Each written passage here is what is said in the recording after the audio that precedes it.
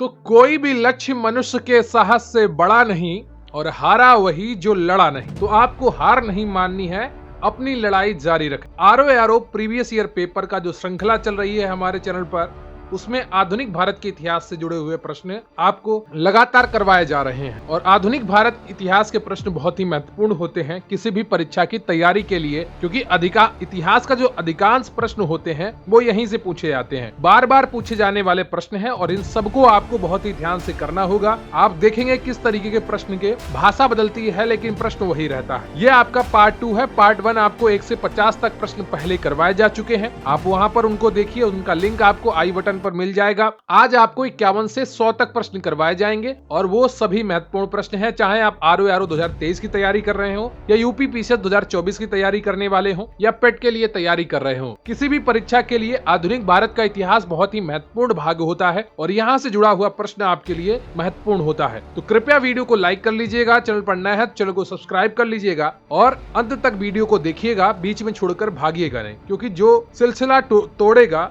उसका भविष्य भी टूटेगा। तो सिलसिला मत तोड़िए, अच्छे से पढ़िए, जो शुरू किया है कार्य उसको समाप्त करिए। बस यही जीवन की प्रक्रिया बना लीजिए, आदत बना लीजिए कि जो कार्य शुरू करेंगे उसको समाप्त करके ही छोड़ेंगे। तो चलिए शुरू करते हैं आज का ये वीडियो, क्योंकि प्रश्न यहीं से आएगा। आप पढ़ेंगे आप मेरे साथ तो आपको यकीन आएगा।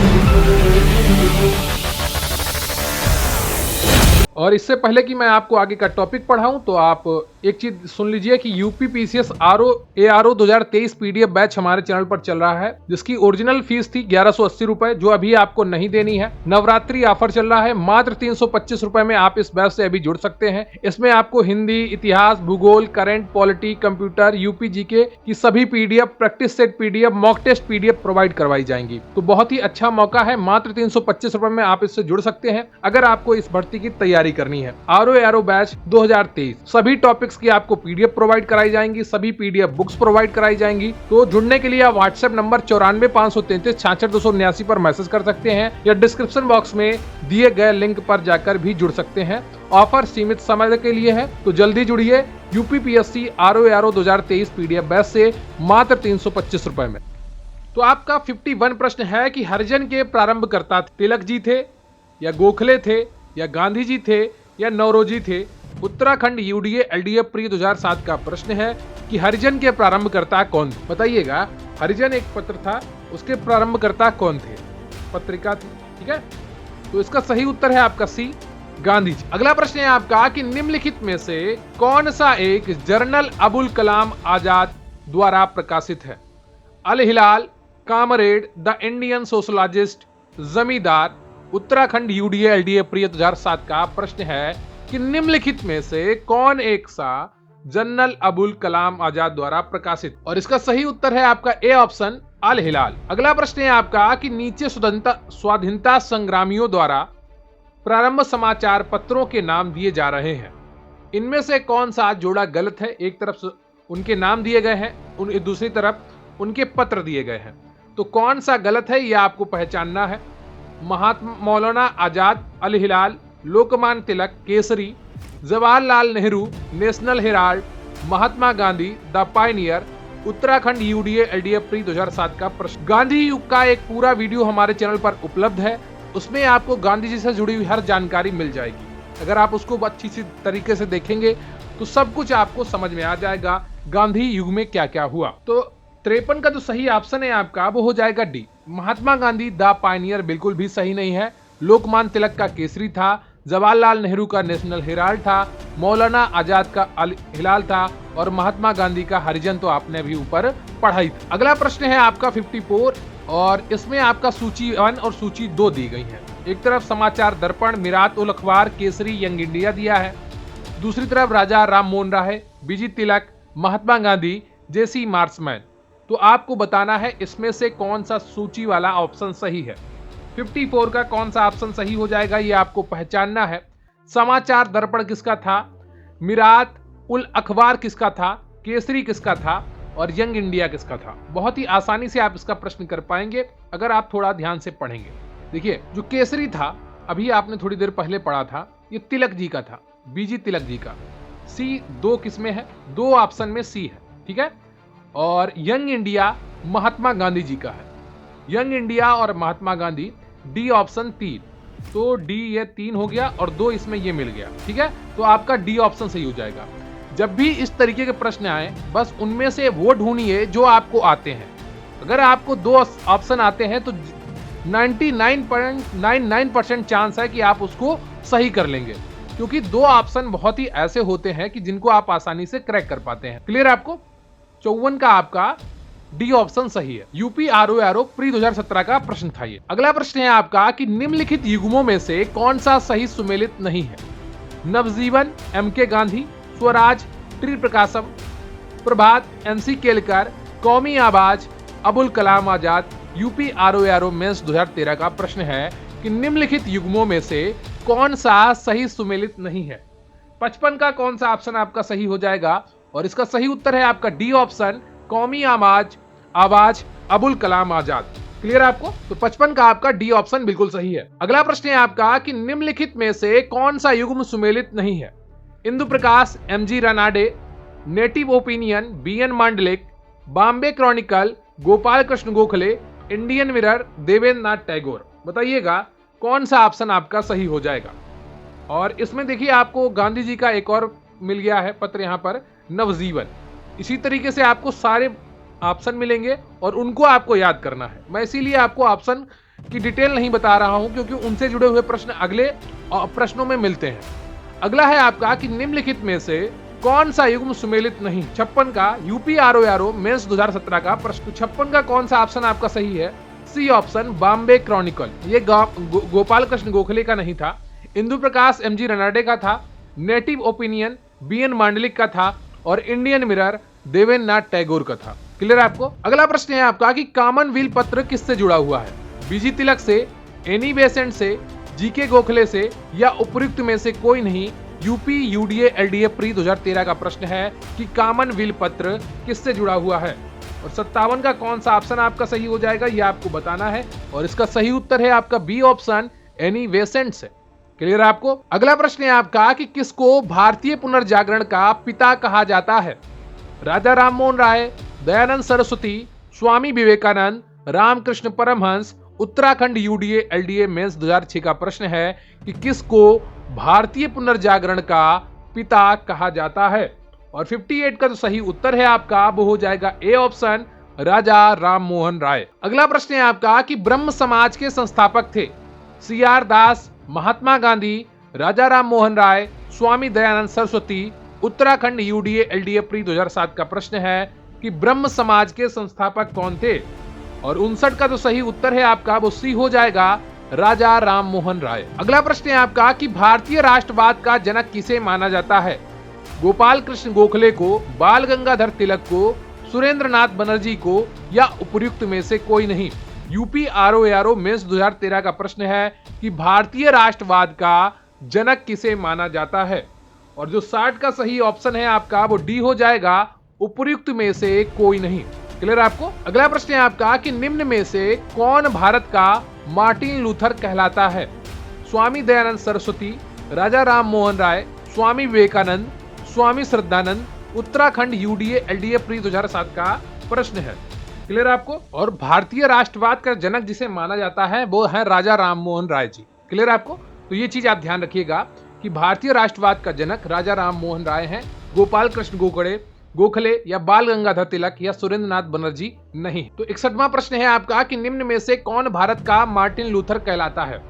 स्वामी दयानंद सरस्वती, राजा राममोहन राय, स्वामी विवेकानंद, स्वामी श्रद्धानंद। बताइएगा फिर 61 का कौन सा ऑप्शन आपका सही हो जाएगा? और इसका सही उत्तर है आपका ए ऑप्शन, स्वामी दयानंद सरस्वती। अगला प्रश्न है आपका कि सत्यार्थ प्रकाश की रचना की गई थी?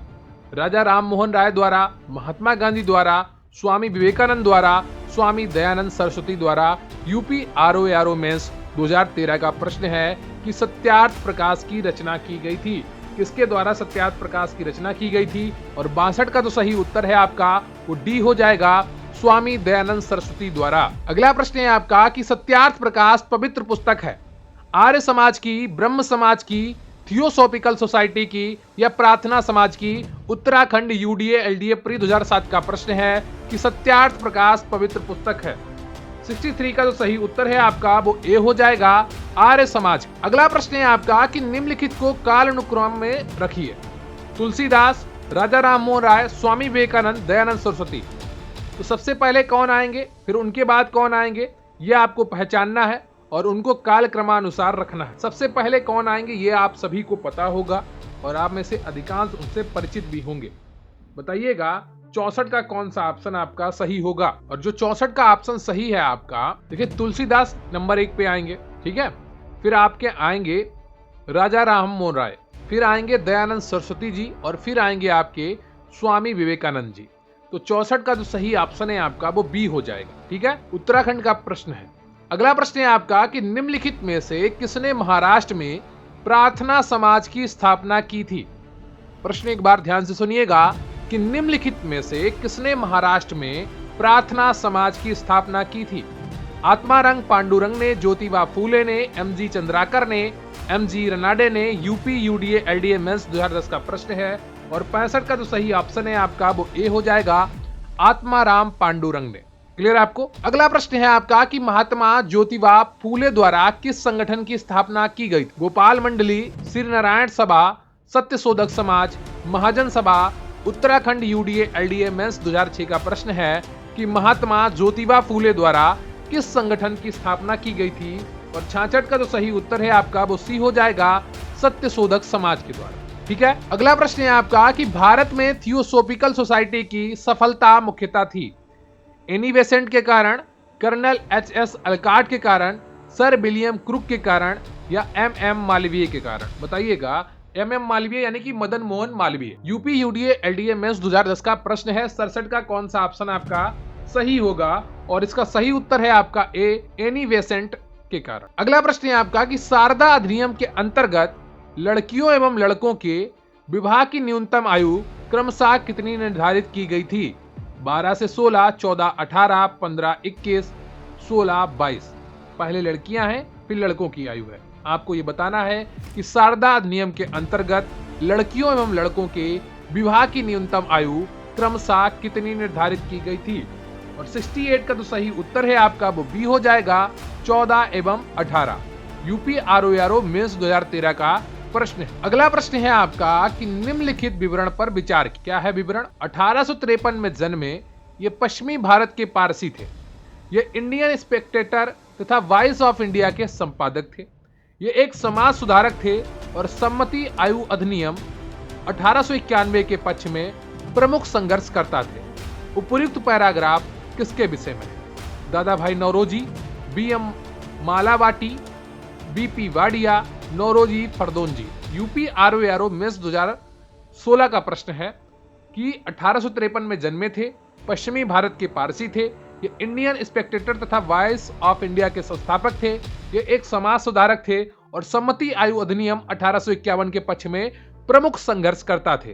तो किसके बारे में बात हो रही है यह आपको बताना है और इसका सही उत्तर क्या हो जाएगा। इसका सही उत्तर है आपका बी ऑप्शन, बी.एम. मालावटी। क्लियर है आपको। यह आपका यूपी आरओ मेंस 2016 का प्रश्न। अगला प्रश्न है आपका कि निम्नलिखित में से कौन सैयद अहमद खान के साथ यूनाइटेड इंडियन पेट्रियोटिक एसोसिएशन का संस्थापक था। अब्दुल अजीज, मोहम्मद उल हसन, राजा शिव प्रसाद, Govind Das. UP RO mains 2016 का प्रश्न है। आप देख सकते हैं कि कितना अंदर से प्रश्न पूछे जाते हैं। आप हल्की हल्की चीजें, सतही चीजें पढ़कर इस परीक्षा को नहीं क्वालिफाई कर सकते हैं। मेहनत करनी पड़ेगी, ये परीक्षा मेहनत मांगती है। निम्नलिखित में से कौन सैयद अहमद खान के साथ यूनाइटेड इंडियन पेट्रियोटिक एसोसिएशन का संस्थापक था। तो 70 का तो सही ऑप्शन है आपका वो हो जाएगा सी, राजा शिव प्रसाद। अगला प्रश्न है आपका कि सूची 1 और सूची 2 को सुमेलित कीजिए। इंडियन एसोसिएशन, पूना सार्वजनिक सभा, बंबई प्रेसिडेंसी, मद्रास महाजन सभा। आनंद चार्लू, सुरेंद्रनाथ बनर्जी, महादेव गोविंद रनाडे, जिनको एमजी रनाडे भी कहते हैं, और फिरोज शाह मेहता। 71 का कौन सा ऑप्शन आपका सही होगा ये आपको बताना है। इंडियन एसोसिएशन सुरेंद्रनाथ बनर्जी द्वारा स्थापित किया गया, ठीक है। और पूना सार्वजनिक सभा जो थी आपकी, यह आपकी एमजी रनाडे यानी कि महादेव गोविंद रनाडे के द्वारा स्थापित थी। और 2 और 3 किसमें मैच खा रहा है? केवल ए ऑप्शन में मैच खा रहा है। तो ये आपका सही हो जाएगा बंबई प्रेसिडेंसी, फिरोज शाह मेहता और मद्रास महाजन सभा आनंद चार्लू। क्लियर है आपको? तो ए ऑप्शन आपका 71 का बिल्कुल सही है। यूपी आरओ प्री एग्जाम 2016 का प्रश्न। अगला प्रश्न है आपका कि भारतीय राष्ट्रीय कांग्रेस का प्रथम अधिवेशन कहां हुआ? कलकत्ता में, लाहौर में, बंबई में, पुणे में, उत्तराखंड यूडीए एलडीए मेंस 2007 का प्रश्न है कि भारतीय राष्ट्रीय कांग्रेस का प्रथम अधिवेशन कहां हुआ था? 72 का कौन सा ऑप्शन आपका सही हो जाएगा ये आपको बताना है और इसका सही उत्तर है आपका सी ऑप्शन, बंबई में। क्लियर आपको? भारतीय राष्ट्रीय कांग्रेस का प्रथम अधिवेशन बंबई में हुआ था। अगला प्रश्न है आपका कि भारतीय राष्ट्रीय कांग्रेस का 1885 में महासचिव कौन था? ए.ओ. ह्यूम थे, दादा भाई नौरोजी थे, डब्ल्यू.सी. बनर्जी थे, फिरोज शाह मेहता थे, UP UDA LDA special pre 2010 का प्रश्न है कि भारतीय राष्ट्रीय कांग्रेस का 1885 में महासचिव कौन था? और 73 का तो सही ऑप्शन है आपका वो ए हो जाएगा, ए.ओ. ह्यूम थे। क्लियर आपको? अगला प्रश्न है आपका कि निम्नलिखित में से कौन भारतीय राष्ट्रीय कांग्रेस का प्रथम अध्यक्ष था? AO. Hume, SN. Banerjee, WC. Banerjee, Dadabhai Naoroji, UP RO mains 2014 का प्रश्न है कि निम्नलिखित में से कौन भारतीय राष्ट्रीय कांग्रेस का प्रथम अध्यक्ष था? तो 74 का तो सही ऑप्शन है आपका वो सी हो जाएगा, डब्ल्यू.सी. बनर्जी। क्लियर आपको? अगला प्रश्न है आपका कि भारतीय राष्ट्रीय कांग्रेस के सर्वप्रथम मुस्लिम अध्यक्ष कौन थे? अबुल कलाम आजाद थे, रफी अहमद किदवई थे, एम.ए. अंसारी थे या बदरुद्दीन तैयब जी थे? उत्तराखंड यूडीए एलडीए प्री 2007 का प्रश्न है कि भारतीय राष्ट्रीय कांग्रेस के सर्वप्रथम मुस्लिम अध्यक्ष कौन थे? 75 का आपको उत्तर देना है। कौन सा ऑप्शन आपका सही हो जाएगा? और इसका सही उत्तर है आपका बदरुद्दीन तैयब जी। क्लियर आपको? अगला प्रश्न है आपका कि भारतीय राष्ट्रीय कांग्रेस का प्रथम निर्वाचित यूरोपीय अध्यक्ष कौन था? AO. Hume, George Yule, Alfred Webb या Annie Besant? UP RO mains 2013 का प्रश्न है कि भारतीय राष्ट्रीय कांग्रेस का प्रथम निर्वाचित यूरोपीय अध्यक्ष कौन था? और जो 76 का सही उत्तर है आपका वो बी हो जाएगा, जॉर्ज यूले। अगला प्रश्न है आपका कि निम्नलिखित में से कौन एक भारतीय राष्ट्रीय कांग्रेस से कभी संबद्ध नहीं रहे? बताइएगा, निम्नलिखित में से कौन भारतीय राष्ट्रीय कांग्रेस से कभी संबद्ध नहीं रहे? फिरोज शाह मेहता, हकीम अजमल खान, खान अब्दुल गफ्फार खान और सर सैयद अहमद। 77 का जो सही उत्तर है आपका वो डी हो जाएगा, सर सैयद अहमद। अगला प्रश्न है आपका कि निम्नलिखित में से कौन भारतीय राष्ट्रीय कांग्रेस का अध्यक्ष कभी नहीं चुना जा सका? लाला लाजपत राय, एनी बेसेंट, मोतीलाल नेहरू, बाल गंगाधर तिलक। बताइएगा, निम्नलिखित में से कौन भारतीय राष्ट्रीय कांग्रेस का अध्यक्ष कभी नहीं चुना जा सका था? 78 का तो सही उत्तर है आपका वो डी हो जाएगा, बाल गंगाधर तिलक। अगला प्रश्न है आपका कि भारतीय राष्ट्रीय कांग्रेस का एकमात्र अधिवेशन जिसकी अध्यक्षता महात्मा गांधी ने की थी, इलाहाबाद अधिवेशन 1921, गया अधिवेशन 1922, बेलगांव अधिवेशन 1924, कराची अधिवेशन 1930, यूपी आरओ मेंस 2013 का प्रश्न है कि भारतीय राष्ट्रीय कांग्रेस का एकमात्र अधिवेशन जिसकी अध्यक्षता महात्मा गांधी ने की थी, बेलगांव अधिवेशन 1924। क्लियर आपको? अगला प्रश्न है आपका कि निम्नलिखित में से कौन भारतीय राष्ट्रीय कांग्रेस की प्रथम महिला अध्यक्ष? Sarojini Naidu, Shrimati Annie Besant, Shrimati N Sen Gupta, उपयुक्त में से कोई नहीं। 80 का कौन सा ऑप्शन आपका सही हो जाएगा यह आपको बताना है। यह प्रश्न दो तरीके से पूछा जाता है। एक पूछा जाता है कि निम्नलिखित में से कौन भारतीय राष्ट्रीय कांग्रेस की प्रथम महिला अध्यक्ष थी, और दूसरा पूछा जाता है कि निम्नलिखित में से कौन भारतीय राष्ट्रीय कांग्रेस की प्रथम भारतीय महिला अध्यक्ष। ध्यान दीजिएगा, दोनों प्रश्नों में अंतर है और ऑप्शन यही होते हैं, बस ध्यान देने की आवश्यकता है। अगर आप चूके तो आपका प्रश्न गलत हो जाएगा। प्रथम महिला अध्यक्ष थी श्रीमती एनी बेसेंट जी और प्रथम भारतीय महिला अध्यक्ष थी श्रीमती सरोजनी नायडू जी। ठीक है, तो ये चीजें आप ध्यान में रखें। अगला प्रश्न है आपका कि सूची 1 को सूची 2 से मिलाना है। एक तरफ अध्यक्ष दिए गए हैं, दूसरी तरफ भारतीय राष्ट्रीय कांग्रेस की सभाओं के स्थान दिए गए हैं। ठीक है, तो अगर आपको 1-2 इसमें से पता होंगे तो बाकी प्रश्न आप बहुत ही आसानी से कर पा रहे होंगे। ठीक है, अबुल कलाम आजाद कब अध्यक्ष बने थे? सरोजनी नायडू कब अध्यक्ष बनी थी? मोतीलाल नेहरू कब अध्यक्ष बने थे? और डॉक्टर राजेंद्र प्रसाद कब अध्यक्ष बने थे? 81 का आपको सही उत्तर देना है। बताइएगा। जो अबुल कलाम आजाद जी थे वो आपके रामगढ़ 1940, ठीक है। और देखिए, अगर आपको ये पता है तो आप बहुत ही आसानी से कर पाएंगे, क्योंकि डी ऑप्शन में केवल ए में 4 है। मान लीजिए ये नहीं पता है आपको, सरोजिनी नायडू तो पता होगा, ये तो बहुत फेमस क्वेश्चन है। सरोजिनी नायडू कानपुर 1925, क्या कानपुर 1925, ठीक है। सरोजिनी नायडू प्रथम भारतीय महिला अध्यक्ष 1925, तो ये 3 मिल गया। अब 3-2 में था, ठीक है।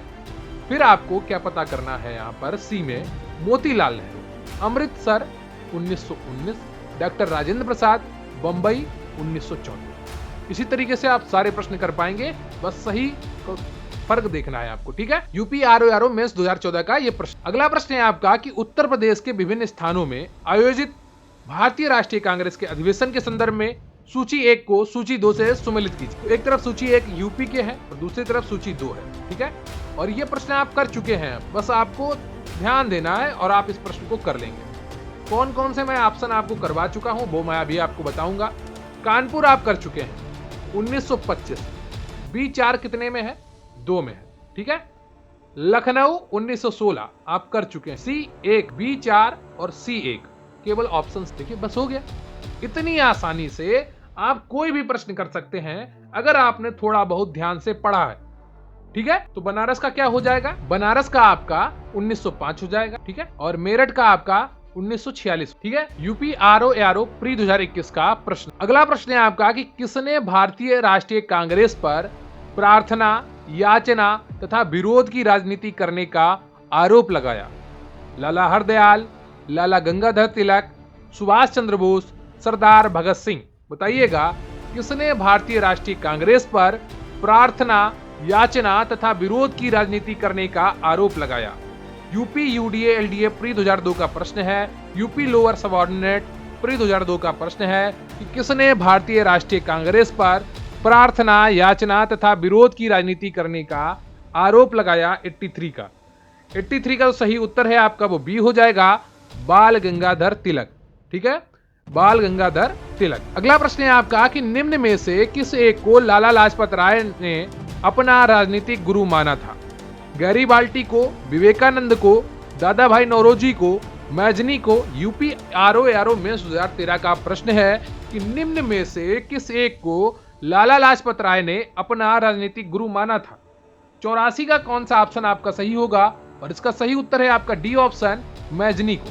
क्लियर आपको, 84 का आपका डी ऑप्शन बिल्कुल सही है। अगला प्रश्न है आपका कि बी.डी. सावरकर द्वारा स्थापित गुप्त संगठन था। युगांतर Samiti, Anushilan Samiti, Hindustan Republican Association, Abhinav Bharat. UP UDA LDA special pre 2010 का प्रश्न है।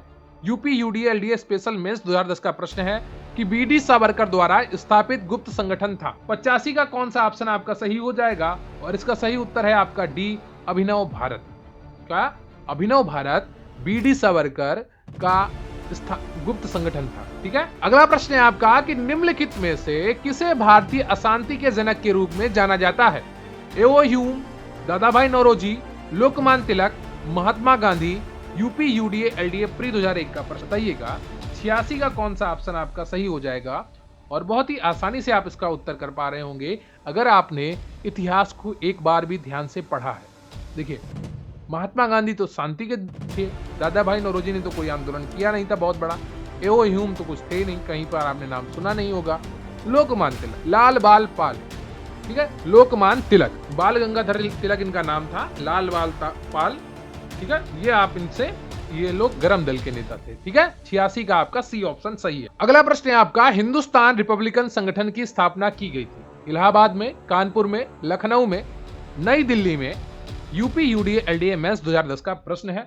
87 आपको बताना है कि हिंदुस्तान रिपब्लिकन संगठन की स्थापना की गई थी, और इसका सही उत्तर है आपका बी ऑप्शन, कानपुर में। क्लियर है आपको, बी ऑप्शन कानपुर में बिल्कुल सही उत्तर है। अगला प्रश्न है आपका कि निम्नलिखित में से काकोरी कांड से जुड़ा कौन क्रांतिकारी मुकदमे में बच निकला। सचिंद्र नाथ बख्शी, मुकुंद लाल, चंद्रशेखर आजाद, मम्मथ नाथ गुप्त। यूपी यूडीए एलडीए प्री 2006 का प्रश्न है कि निम्नलिखित में से काकोरी कांड से जुड़ा कौन क्रांतिकारी मुकदमे में बच निकला था, और 88 का तो सही उत्तर है आपका, वो सी हो जाएगा, चंद्रशेखर आजाद। अगला प्रश्न है आपका कि किसने कहा था, क्या कहा था ये आपको पहचानना है और अभी मैं आपको बता रहा हूं क्या कहा था। दारो दीवार पर हसरत की नजर करते हैं, खुश रहो अहले वतन हम तो सफर करते हैं। क्या बात, क्या लाइन है कि दारो दीवार पे हसरत की नजर करते हैं, खुश रहो अहले वतन हम तो सफर करते हैं। अशफाक उल्लाह खान ने, बहादुर शाह जफर ने, राम प्रसाद बिस्मिल ने, वाजिद अली शाह ने, यूपी यूडीए एलडीए प्री 2002 का प्रश्न है और 89 का जो सही उत्तर है आपका वो डी है, वाजिद अली शाह ने। देखिए, राष्ट्रभक्ति जो होती है वो राष्ट्र की सबसे बड़ी ताकत होती है। इजराइल को कोई इसलिए नहीं हरा पाता है क्योंकि वहां पर राष्ट्रभक्ति बहुत मजबूत, वो अपने देश के लिए लड़ने को तैयार है। हम अंग्रेजों को खदेड़ पाए उसका एक सबसे बड़ा कारण था भारत में राष्ट्रभक्ति बहुत तेज थी, राष्ट्रवाद बहुत तेज। आज वही नेता जो जिस राष्ट्रवाद से भारत आजाद हुआ और उसका श्रेय लेने की कोशिश करते हैं, वही नेता कहते हैं राष्ट्रवाद बहुत ही घिनौनी। ऐसा नहीं है, राष्ट्रवाद देश को एक करता है, संप्रदायवाद दो धर्मों को तोड़ता है, राष्ट्रवाद सबको जोड़ देता है और जातिवाद सबको तोड़ देता है। मतलब छोटे छोटे लोग संगठन बना के एक दूसरे से नफरत करने लगते हैं, जातिवाद। जब छोटे स्तर पर नफरत फैल जाएगी तो फिर समाज को कोई नहीं जोड़ पाएगा। इसलिए राष्ट्रवाद एक बड़े स्तर का विचार है, वो समाज को एक करता है, पूरे देश के समाज को एक करता है। दरो दीवार पे हसरत की नजर करते हैं, खुश रहो अहले वतन हम तो सफर करते हैं। 89 किसने कहा था यह आपको बताना है और इसका सही उत्तर है वाजिद अली शाह ने, यूपी यूडीए एलडीए प्री 2002 का प्रश्न। अगला प्रश्न है आपका कि किसने सचिंद्र सान्याल द्वारा स्थापित हिंदुस्तान रिपब्लिकन एसोसिएशन का नाम बदलकर हिंदुस्तान सोशलिस्ट रिपब्लिकन एसोसिएशन कर दिया था। एक समय आया जब सोशलिस्ट भाषा, समाजवादी भाषा बहुत ही ज्यादा फैल गई, तो किसने सचिंद्र सान्याल द्वारा स्थापित हिंदुस्तान रिपब्लिकन एसोसिएशन का नाम बदलकर हिंदुस्तान सोशलिस्ट रिपब्लिकन एसोसिएशन कर दिया था? रास बिहारी बोस, बटुकेश्वर दत्त, सरदार भगत सिंह, चंद्रशेखर आजाद। और 90 का जो सही उत्तर है आपका वो डी हो जाएगा, चंद्रशेखर आजाद। अगला है आपका प्रश्न कि इंकलाब जिंदाबाद का नारा किसने दिया था? इकबाल ने, एमके गांधी ने, भगत सिंह ने, एससी बोस ने, यूपी यूडीए एलडीए प्री 2010 का प्रश्न है और 91 का जो सही उत्तर है आपका वो हो जाएगा सी ऑप्शन, भगत। अगला प्रश्न है आपका कि भगत सिंह ने सेंट्रल असेंबली में बम फेंका था चंद्रशेखर के आजाद के साथ, सुखदेव के साथ, बटुकेश्वर दत्त के साथ, राजगुरु के साथ, यूपी यूडीए एलडीए प्री 2013 का प्रश्न। 92 का सही उत्तर है आपका वो सी हो जाएगा, बटुकेश्वर दत्त के साथ। अगला प्रश्न है आपका कि भगत सिंह को उनके दो साथियों के साथ 23 मार्च 1931 को फांसी दी गई थी, वो दो साथी कौन थे? राजगुरु और सुखदेव, सुखदेव और बीके दत्त, राजगुरु और बीके दत्त, चंद्रशेखर आजाद और Sukhdev. Uttarakhand UDA LDA mains 2007 का प्रश्न है कि भगत सिंह को उनके दो साथियों के साथ 23 मार्च 1931 को फांसी दी गई थी, वो दो साथी कौन से? 93 का सही उत्तर है आपका वो ए हो जाएगा, राजगुरु और सुखदेव। अगला प्रश्न है आपका कि काकोरी षड्यंत्र केस में प्रधान आरोपी पंडित राम प्रसाद बिस्मिल को उत्तर प्रदेश के किस शहर में फांसी दी गई? Varanasi, Gorakhpur, Kanpur, Lucknow, UP RO pre 2021। 94 का जो सही उत्तर है आपका वो बी ऑप्शन हो जाएगा, गोरखपुर। देखिए, स्वतः तैयारी वनडे एग्जाम के लिए, लेकिन जो ये आपका प्री और मेंस वाले एग्जाम होते हैं, यूपीपीएससी जिन एग्जाम को आयोजित कराता है वो डीप जाता है, गहराई में घुसता है और जब तक आप गहराई से टॉपिक नहीं पढ़ेंगे कोई भी प्रश्न आप सही नहीं कर पाएंगे। ठीक है, तो टॉपिक्स को क्लियर करिए, किताबें पढ़िए, बगैर किताबें पढ़े कुछ नहीं होगा। प्रश्न देखिए, प्रश्नों को समझिए, लेकिन किताबों से जुड़कर रहिए। 94 का आपका बी ऑप्शन सही है। अगला प्रश्न है आपका कि निम्नलिखित में से किस क्रांतिकारी की फांसी गोरखपुर जेल में हुई थी? राम प्रसाद बिस्मिल, राजेंद्र लाहिड़ी, रोशन सिंह, अशफाक उल्लाह खां। यूपी यूडीए एलडीए प्री 2006 का प्रश्न है कि निम्नलिखित में से किस क्रांतिकारी की फांसी गोरखपुर जेल में हुई थी? और 95 का जो सही उत्तर है आपका ए, राम प्रसाद बिस्मिल। अभी आपने ऊपर किया था ये प्रश्न, ठीक है, पंडित राम प्रसाद बिस्मिल था। देखिए सेम प्रश्न यूपी आरओ प्री 2021 का है और यूपी यूडीए एलडीए प्री 2006 का प्रश्न सेम है। अगला प्रश्न है आपका कि निम्नलिखित में से कौन एक उग्रवादी था? फिरोज शाह मेहता, गोपाल कृष्ण गोखले, विपिन चंद्र पाल, उपयुक्त में से कोई नहीं, यूपी यूडीए एलडीएफ प्री 2013 का 96 का कौन सा ऑप्शन आपका सही होगा? देखिए मैंने अभी आपको 3 नाम बताए थे, पाल बाल, है ना? तो बताइएगा, लाल पाल बाल, 3 नाम ये आप याद रखिएगा। और यहाँ पर जो सही ऑप्शन है इसका वो बिपिन चंद्र पाल है, ठीक है? अब यहाँ गोपाल वाला पाल मत ले लीजिएगा, ठीक है? ये वाला पाल बिपिन चंद्र पाल वाला, ठीक है? अगला प्रश्न है आपका कि इनमें से कौन उग्र राष्ट्रवाद के लिए उल्लेखनीय नेताओं में से नहीं था?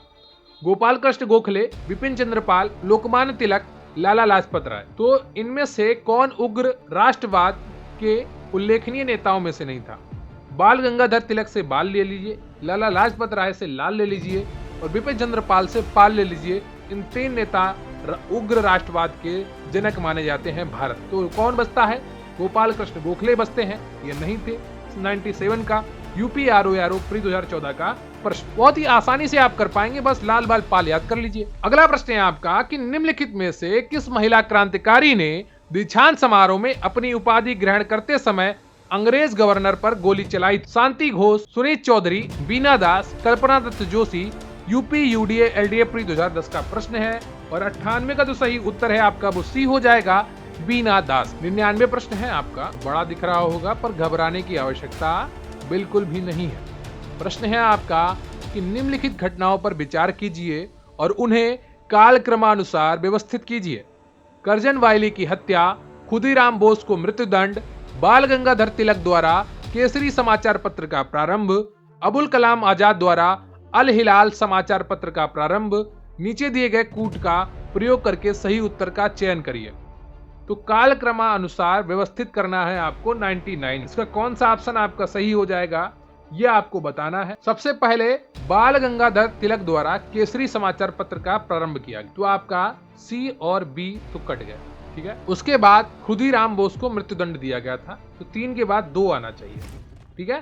तो 3 के बाद 2 किस में आ रहा? ए में आ रहा, सही। बस ऐसे ही आपको करना है, ठीक है? अगला प्रश्न है आपका कि निम्नलिखित में से किस क्रांतिकारी नेता ने कलकत्ता के क्रूर पुलिस कमिश्नर चार्ल्स टेंगार्ड की हत्या का प्रयास किया था?